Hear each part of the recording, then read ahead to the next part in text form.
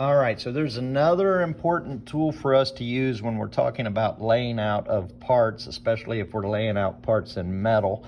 Part of the purpose of layout is so we can know and figure out exactly where hole position should be, or maybe we're figuring out the height of something and we want to kind of have a visual reference of it on the part before we actually start to machine it. So we have this layout fluid that's called Dykem Blue. Now, Dykem, there's also a red that it comes in, but this is a special type of layout fluid, and you want to be careful with this. So my understanding of, we had a student last year apparently that wasn't real careful and kind of spilt this all over the place. Now, as you take a look at it, so this stuff does not come out. So you want to be careful when you're using this.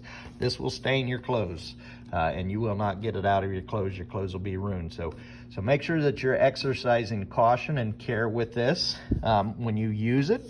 It is a liquid, so I will kind of start just by shaking it out. Sometimes there's settlement in the bottom of the jar, so I'll shake it out. And then it's got a brush in it, so I'm going to unscrew the cap.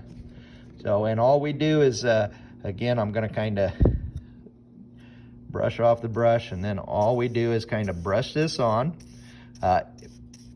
It is a fluid. There is some smell to it, an odor, so there's some fumes. You'll notice those fumes right away. So make sure that when you put the cap back on, you close it and actually put it back on correctly, because if you just sit it in there, somebody might come in and try to pick it up, and then we're spilling that too. So make sure that you put the cap back on when you're done.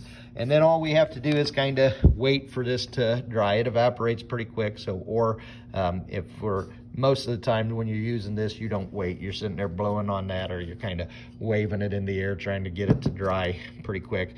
But once that Dykem Blue is on there, then we can use that and we'll scribe our line. Of course, there's other chemicals that we would use to take that off and remove it. Now, what you're going to do for this lab, we're not going to be using metal here. We are going to use some plastic. So you'll be given a piece of this plexiglass. So peel off. So sorry, this is kind of a little hard for me to do, but peel off that side so you can leave the other side on. Again, the last class that did this, they kind of left these all over. Don't be like that. Make sure that it goes in the trash can.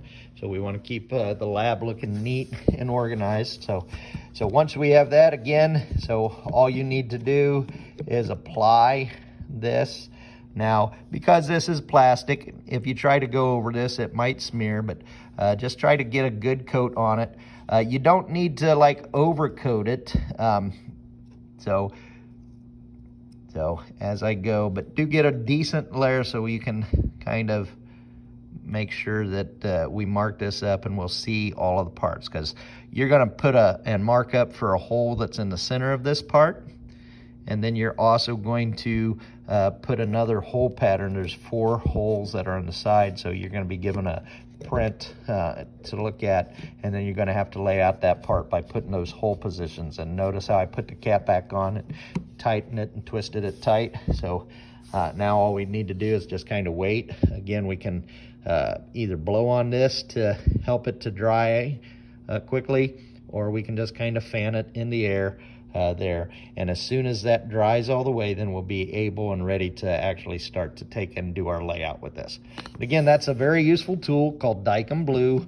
It's a layout fluid that we use to help mark up and then scribe our lines on the part.